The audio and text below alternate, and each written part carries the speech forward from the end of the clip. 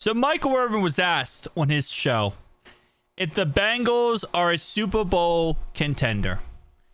And, you know, normally when I hear that idea or hear that question by any part of the media, we automatically know they're going to crap all over us, right? They're going to take an absolute big number 2 on us.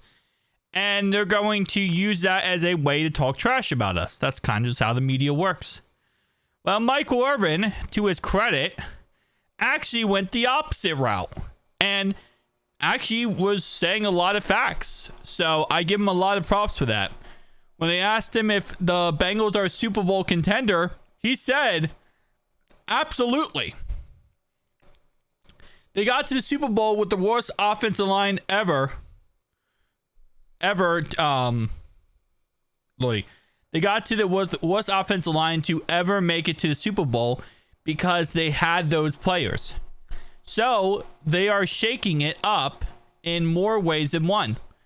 They shook it up when they got there with the worst offensive line.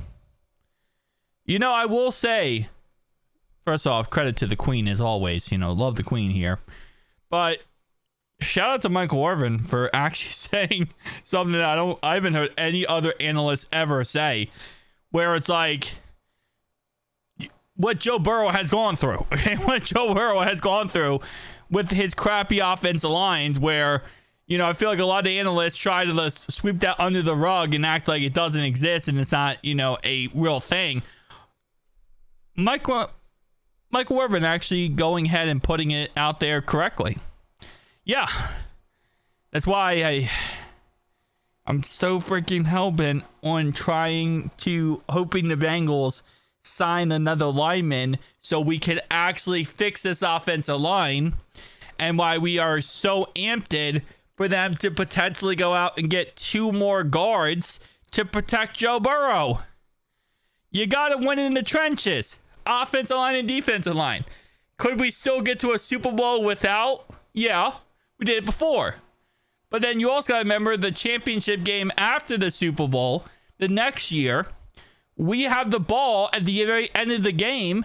All we have to do is go downfield, score a touchdown or a field goal, and we win. And what happens? 1 3rd down and long, Hakeem gets destroyed by Chris Jones, and then Joe Burrow gets sacked. We punt the ball back to them. They get 0 penalties called on the punt return. Joseph Asai, the rest is history, right? So at the end of the day, right. He is right. We did it with one of the worst offensive lines, and we are now 4 years later, and we still are not correcting that issue we had in that Super Bowl. But hey, listen, I do agree. I think we could definitely get there. I said this in my last video, and I will say this again. There really isn't anyone in the AFC I'm scared of. Like, nobody. I'm not scared of KC. I'm not scared of Buffalo. I'm not scared of Baltimore. There's no team in the AFC I'm scared of. The only team I'm scared of in the NFC is obviously the Eagles. I'm kind of a little worried about the Commanders because Jaden Daniels is freaking amazing. And I'm also kind of scared of the Lions to a certain degree, but it depends on how injured their defense is. And I know the defense went through a little bit of trial and tribulations this offseason. So they're not really that scary overall wise. There's nobody else I'm scared of, especially not the AFC. So if we get to the playoffs in the AFC, I think we can go all the way to the Super Bowl. And even if we do play the Eagles, I think we can beat the Eagles. But again, protect Joe Burrow. Win in the trenches. You know, that's, again, I could say it 1 billion trillion times, and I feel like it just goes over the head of the front office because we still have not signed an offensive guard. Like, yes, we signed Lucas Patrick, okay? I mean, a starting offensive guard. Okay, I love having backups. I love having depth, and hopefully Lucas Patrick ends up being, you know, really good. But we need to have, you know, actual starters, and that would be a Brandon Scherff, maybe a Will Hernandez. Obviously, Tevin Jenkins goes to the Browns. You know, like there's other options we need to go with here, right? There's other options we need to look into. And I feel like right now we're kind of, you know, running around in circles when we need to fix this offensive line even more.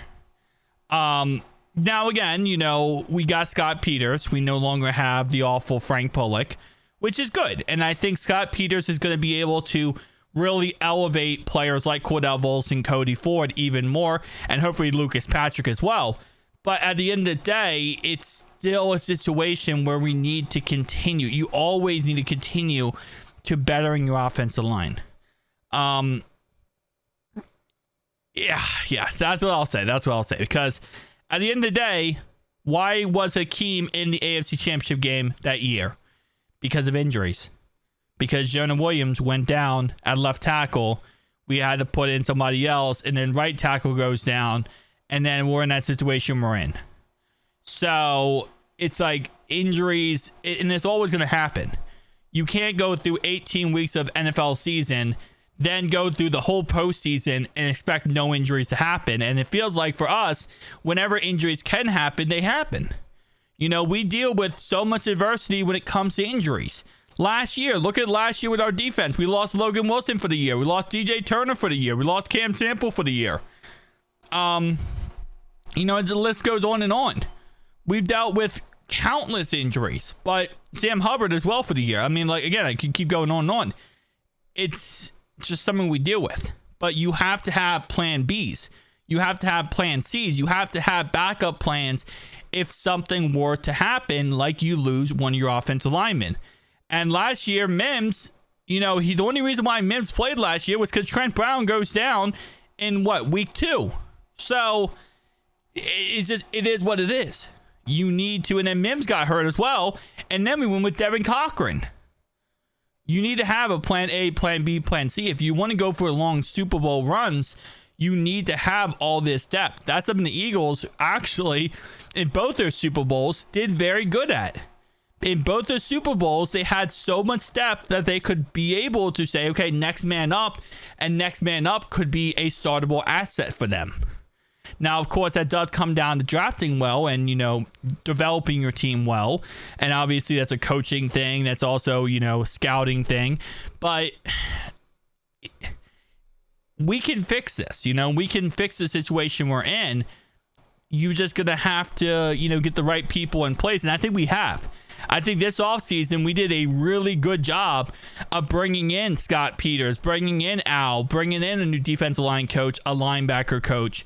I think we did a really good job of fixing a lot of those issues. But now it comes down to, finishing the job here. So we'll see. We'll see how it ends up turning out. We still have 6 draft picks next month, so we'll see how that turns out as well. Who dey, boys? Who dey?